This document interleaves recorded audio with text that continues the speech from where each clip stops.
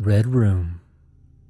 Henry had gone missing in Mexico weeks ago, and Lois kept getting these bizarre letters in the mail. She'd assumed the first 4 envelopes she'd received in the first 4 days of the month afterward were to the wrong address, or a mistake. However, the 5th envelope contained a blank sheet of paper with a word that would haunt her for weeks. Husband is what it said. Lois felt her blood run cold. The first 4 notes had read, I will return, and your, respectively. The 6th one was ominous. Only, it read. After this, Lois got online to search how to contact the Mexican authorities, running into little luck.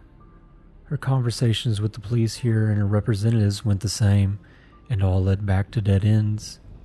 After the message reached, if you can correctly guess, Lois was beginning to lose it. I will return your husband, only if you can guess what I will do to him, was the terror's message that was spelled out with newspaper clippings. The nature of the words being on separate sheets of paper seemed unnecessary if this was the message the entire time. On the back of the final sheet of paper reading him was a web address reading www.analogbrowser.com, and that was all she had to go on. The website was unimpressive, a series of images and logos with a small link in the center.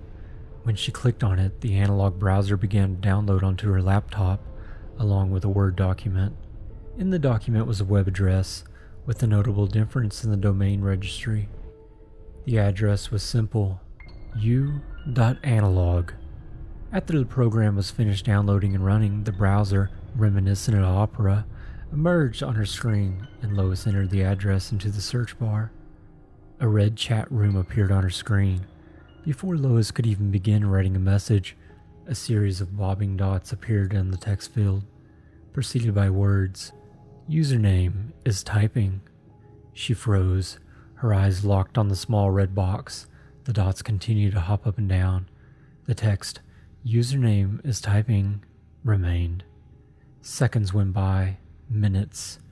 The world outside the glowing white square and the red box inside of it became discolored and grainy as Lois stared into the holes in her laptop, as if trying to will her husband's kidnapper into action.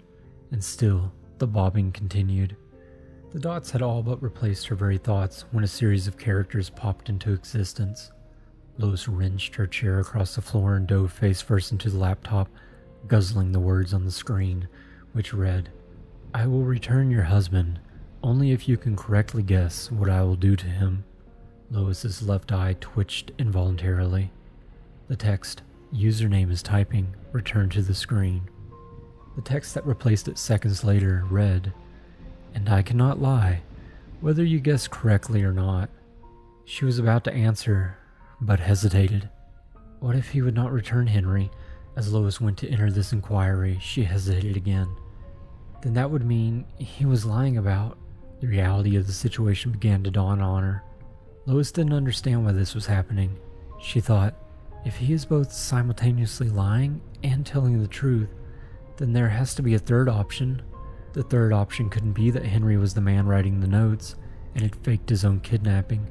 His car was out front, and when she dropped him off from the airport, he said he'd call her when he landed, and he didn't. Furthermore, if this person had been possibly where Henry were simultaneously lying and telling the truth, he couldn't be Henry to begin with. That left her with the oddly terrifying answer. She wasn't really here.